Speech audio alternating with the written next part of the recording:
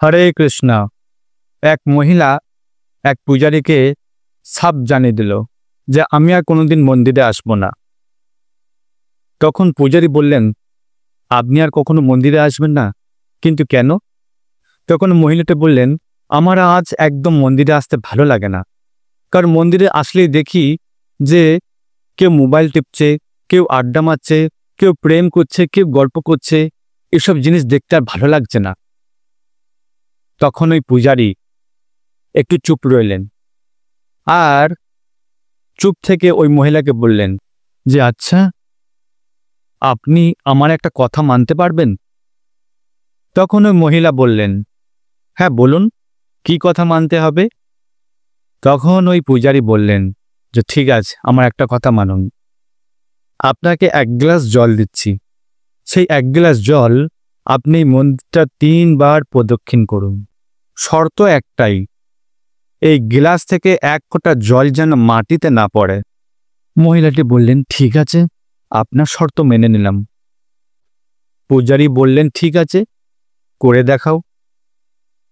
রীতিমতো মহিলা ওই এক গ্লাস জল পূর্ণ করে নিয়ে মন্দিরে 3 বার প্রদক্ষিণ করলেন।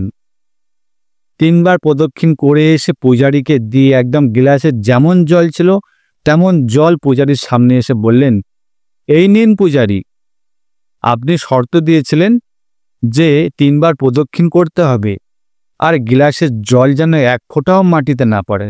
দেখুন, এক ফোঁটাও মাটিতে জল পড়েনি। দেখুন। পূজারী বললেন, বাহ, খুব মনোযোগ দিয়ে এই কাজটা করলেন। মহিলা বললেন, আচ্ছা পূজারীজি, আমাকে দিয়ে এই কাজটা কেন করালেন? তখন পূজারী বললেন, শুনুন, আপনি যে প্রথমে প্রশ্ন করলেন না আমাকে, যে আমার আর মন্দিরে এখন আসতে ভালো লাগে না, কারণ চারিপাশে দেখি কেউ মোবাইল টিপছে, কেউ আড্ডা মারছে, কেউ গল্প করছে, কেউ কথা বলছে, কেউ ইয়ার্কি ঠাট্টা করছে। এসব আর মন্দিরে, এইসব মন্দিরের চত্বরে এসব দেখতে ভালো লাগছে না। এটাই আপনার প্রশ্ন ছিল, তাই না? কিন্তু এই কাজটা করতে বললাম কেন জানেন?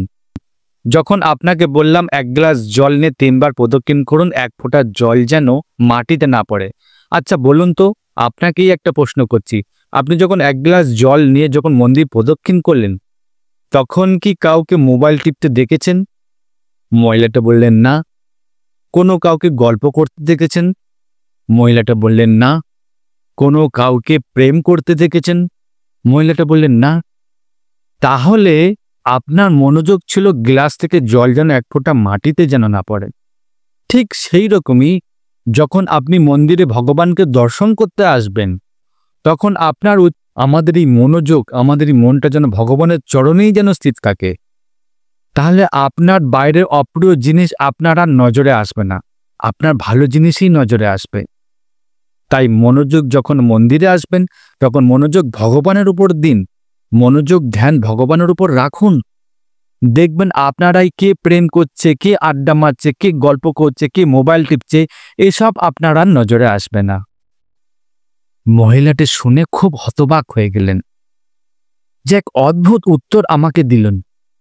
সত্যিই তাই তো, আমরা এরকম অনেক মানুষ আছে সমাজে, এরকম অনেক মানুষ আমরা দেখতে পাই যে মন্দির চত্বরে মন্দিরে ভগবানকে দর্শন করতে যায় না, কে মোবাইল টিপছে, কেউ আড্ডা মারছে, কে প্রেম করছে, এইসব জিনিস দর্শন করে আর চারিদিকে মানুষের কাছে গল্প করতে থাকে। মন্দির চত্বরে এইসব হচ্ছে, কিন্তু আমাদের মনোযোগ কি নিয়ে যাই? ভগবানকে দর্শন করার জন্য যাই, তাই না?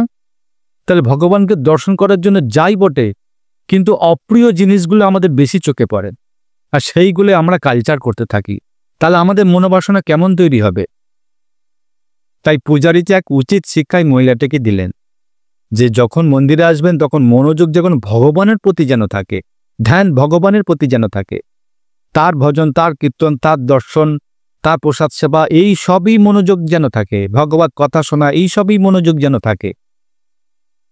কে কি অপ্রিয় জিনিস করলো না করলো তাতে দেখার প্রয়োজন নেই।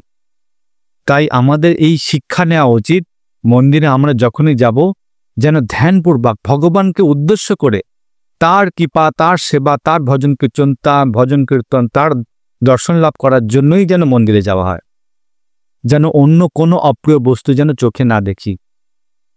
যখন এই জিনিসটা হৃদয় থেকে তৈরি হয়ে যাবে, তখন অপ্রিয় জিনিস, বাইরের কোনো অপ্রিয় জিনিস আপনার আর দেখতে ভালো লাগবে না, আপনার মনোযোগই আসবে না। কেমন লাগলো এই ছোট্ট কাহিনীটা? যদি ভালো লাগে ভিডিওটি বেশি করে শেয়ার করুন। আর এইরকম সুন্দর সুন্দর লীলাকথা কাহিনী শুনতে চ্যানেলটিকে অবশ্যই সাবস্ক্রাইব করে রাখুন। দেখা যাচ্ছে পরে অন্য কোনো লীলাকথা ভিডিও নিয়ে। ভালো থাকবেন, সুস্থ থাকবেন। হরে কৃষ্ণা।